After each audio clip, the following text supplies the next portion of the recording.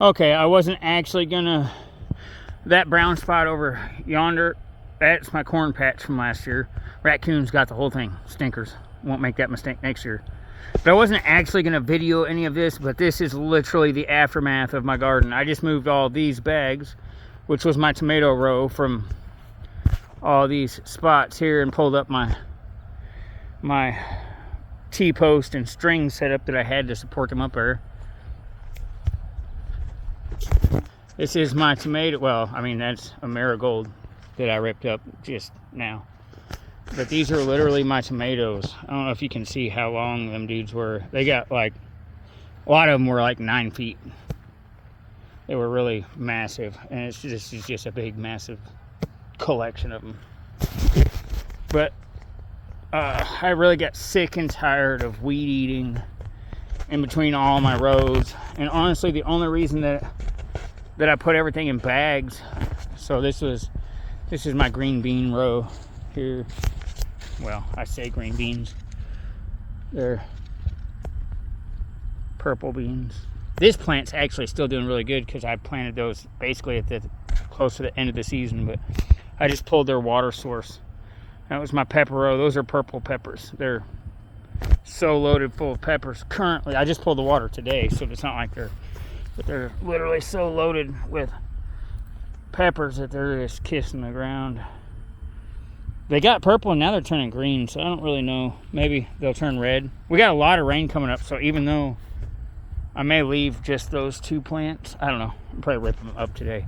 But this is my whole pepper row, from that T-post to that T-post all the way back to the T-post right there, if you can see it. That was my cabbage and cucumber row.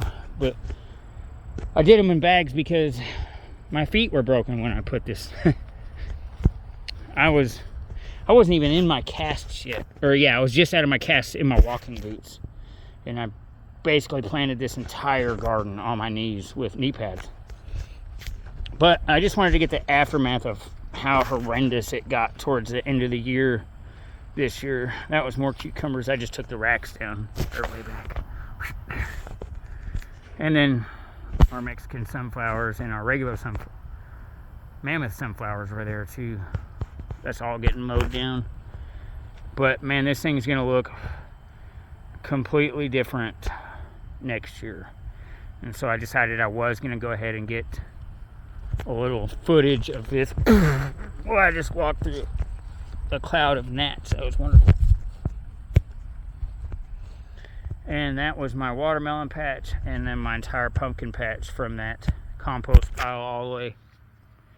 I got 30 by 40, but the squash bugs annihilated us this year. So I'm gonna set up a trap crop of pumpkins for the squash bugs next year, and I'm just gonna, whoa, let's not walk back through that cloud of gnats. I'm gonna set up a trap daggum crop of pumpkins. Yeah, my peach tree didn't survive that's what that is. It didn't survive the tornado. I thought it was going to, but then we had a dry spurt and I did not water it. And I mean, it was laying on the ground, completely on the ground. That's why it's cut up. I cut the branches off of it and leaned it back up, but it's not gonna make it. It's coming down too. But we are gonna renovate this dude 100%. This is gonna be not a jungle next year, all year. It's gonna be awesome. And I will share the updated new version of garden.